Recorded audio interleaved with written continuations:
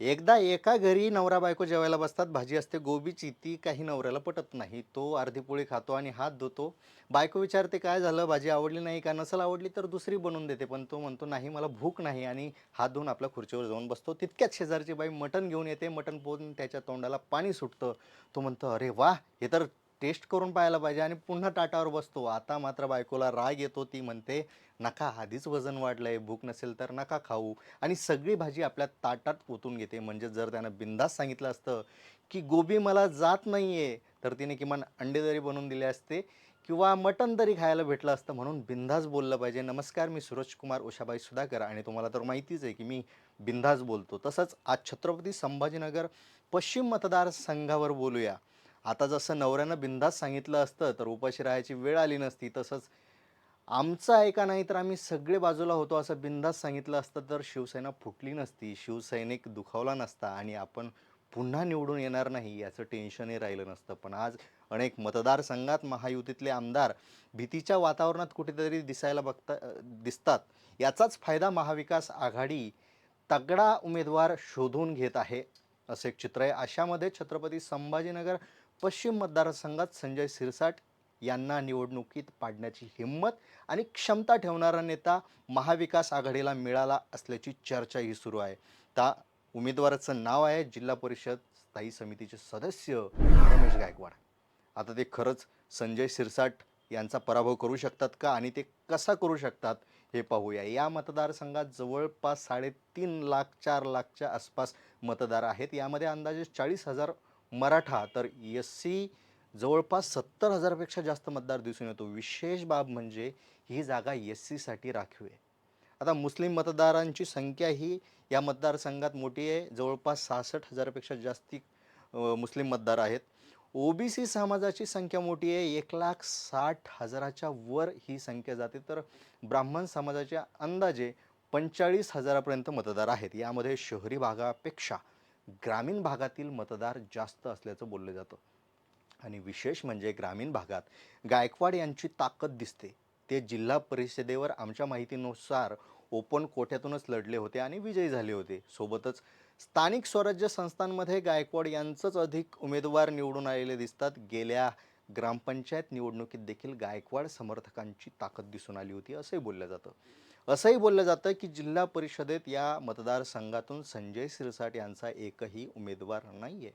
अर्थात यामागे शिवसेनेतली अंतर्गत गटबाजी असू शकते, पण साहजिकच या बाबतीत रमेश गायकवाड सरस ठरतात. ठाकरे गटही या जागेवर दावा सांगू शकतात.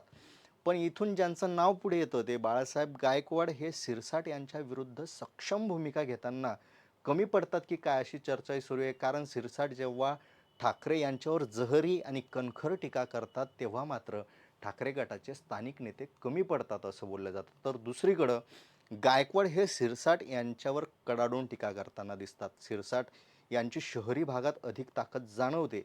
पण या मतदारसंघात शहरी भागात अशी काही वाढ आहेत जिथे रमेश गायकवाड यांचं वर्चस्व दिसतंय. तसंच अनेक वर्षांपासून त्यांचे भाऊ नगरसेवक आहेत याचाही फायदा त्यांना मिळू शकतो. जलील यांनी लोकसभा मुंबईतून लढवण्याची घोषणा केली.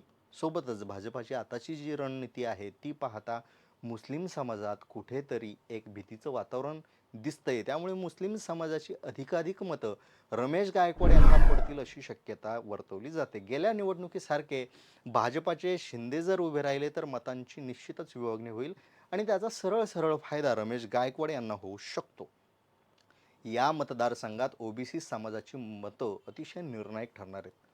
सध्या आरक्षण संदर्भात महायुतीबद्दल ओबीसी समाज कुठेतरी संदिग्ध अवस्थेत दिसतोय. तर दुसरीकडं ओबीसी संदर्भात रमेश गायकवाड यांनी 1983लाच शहरात मंडळ आयोगाची पहिली बैठक लावली होती.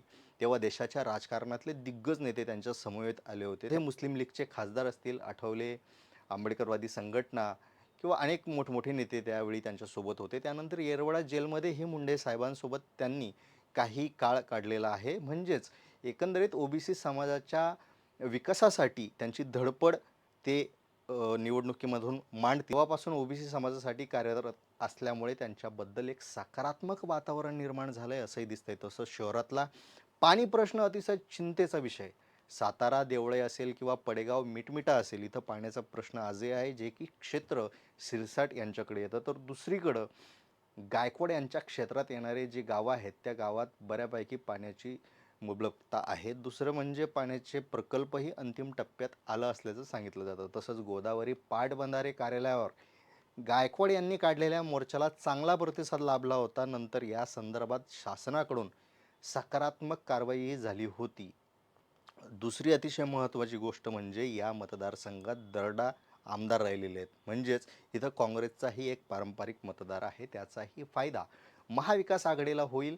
अर्थात संजय सिरसाट मुरलेले खेळाडू आहेत, पण या सगळ्या शक्यता पाहता म्हणजे शरद पवार गट असेल किंवा शिंदेकडे गेलेला जो गट आहे त्याच्या विरोधात भूमिका घेणारा ठाकरे गट असेल किंवा काँग्रेस असेल, या सगळ्यांची ताकद पाहता निवडणुकीत गायकवाड सरस ठरतील का असा एक सगळ्यांपुढे प्रश्न आहे.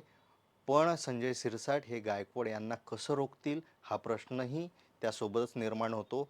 आता यामध्ये कोण जिंकेल कोण हरेल आपल्याला काय वाटतं एकदम बिनधास्त सांगा. आणि जर अजून सबस्क्राईब केलं नसेल तर बिनधास्त सबस्क्राईब करा. थँक्यू.